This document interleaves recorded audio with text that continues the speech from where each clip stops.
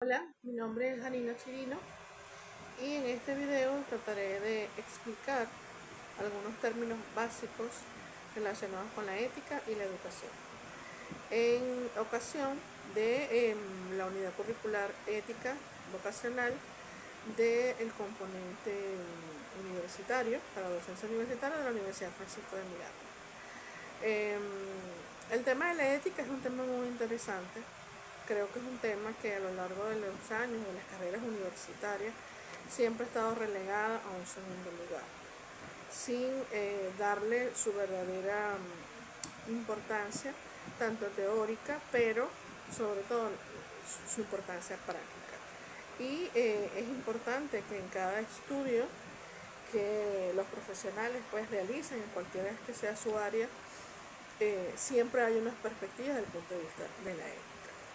Sin embargo, antes de adentrarnos a aguas profundas en relación al tema de la ética, es importante que como primer punto podamos conocer algunos conceptos básicos, no solo de la ética, sino de los otros términos básicos, y así se ha denominado esta primera actividad. Uno de esos primeros términos básicos es la educación. En este momento traigo a colación la definición, la voy a leer textualmente, que Jean Piaget en 1984 diera sobre la educación.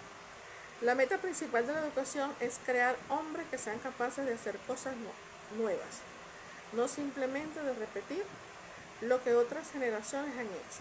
Hombres que sean creativos, inventores y descubridores. Creo que este concepto es muy importante que lo mantengamos presente, sobre todo por aquello de pensar quizás a veces que los contenidos de las unidades curriculares, de las materias, que se puedan ver tanto en todos los niveles de educación universitaria, primaria, profesional, ¿verdad? Podamos pensar que estamos estudiando cosas que ya fueron descubiertas, que ya fueron, digamos, de alguna manera desarrolladas. Pero creo que pensar así es un poco limitativo, y creo que la idea de este profesional, Jean Piaget, que sus aportes han sido súper importantes para el área de la educación, inclusiva entre otras, es importante que recordemos que no solamente estamos estudiando para aprender algo que ya está establecido, por ejemplo, una suma o una multiplicación, sino que también estamos para, digamos, revisar esas situaciones, esas teorías, plantear nuevas, crear nuevas cosas. Entonces el estudiante siempre tiene que estarse retando a esas nuevas cosas, y el profesor, el educador, por supuesto, tiene que estar a la vanguardia de esto, siempre retar al estudiante y retarse a sí mismo para descubrir cosas nuevas. En cuanto al segundo término, es la pedagogía. La pedagogía, definida por Paulo Freire,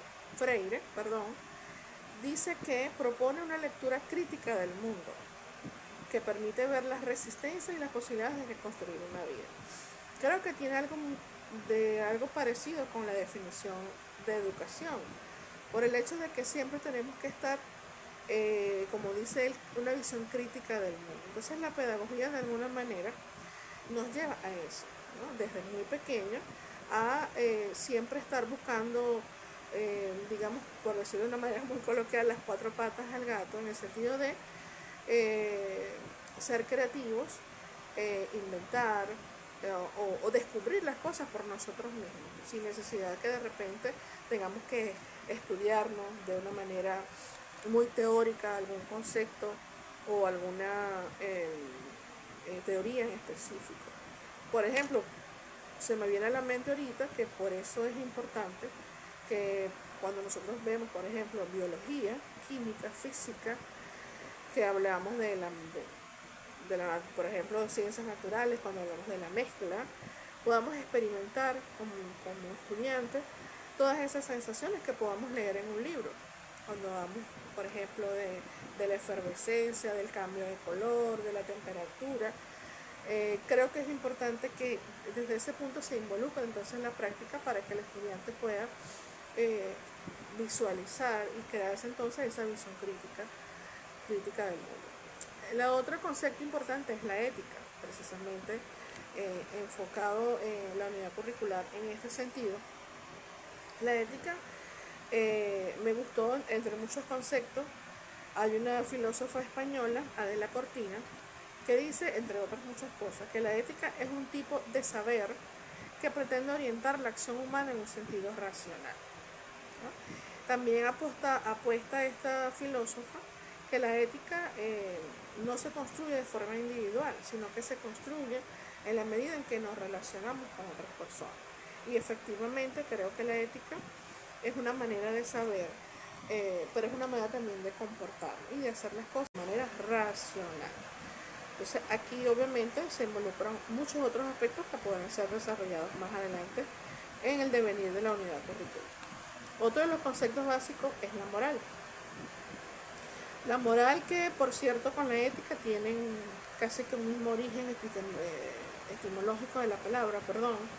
Sin embargo, a lo largo de toda esta historia de la ética, de la moral, desde los tiempos de Platón y Aristóteles, creo que la moral es algo un poco más que podamos percibir físicamente, porque la vemos convertida en normas, en reglamentos, en leyes. Por ejemplo, en el caso de lo que es el derecho, ¿verdad? Cuando nosotros hablamos de moral y derecho, existen unas normas que antes de ser escritas estaban igualmente implementadas en una sociedad y que eran respetadas de la misma manera. Sin embargo, hubo la necesidad de como que juntarle un elemento de coacción para que las personas lo pudieran cumplir, pero ya estamos hablando de el desarrollo obviamente de la sociedad, ¿verdad? Entonces la moral está constituida por ese conjunto de normas, según Kant, incondicionalmente obligatorias, de acuerdo con las cuales debemos actuar. Tenemos finalmente lo que es la vocación y ética profesional. Cuando nosotros usamos la palabra vocación, hay un entendimiento religioso de la palabra, porque entendemos que es como un llamado de Dios. Sin embargo, desde el punto de vista profesional, creo que existe ese llamado, pero no por una figura abstracta o una creencia religiosa o una fe, sino por esos mismos deseos internos de querer hacer algo con lo que nos sintamos plácidos y contentos, ¿verdad? Por eso ese proceso de selección de lo que vamos a estudiar a esa edad de 15, 16, 17 años, creo que es importante siempre recibir el apoyo, no solo de la familia, sino también hasta profesional. Es importante que esta parte de la vocación sea correctamente dirigida, porque así entonces vamos a tener profesionales a gusto y contentos con lo que están haciendo.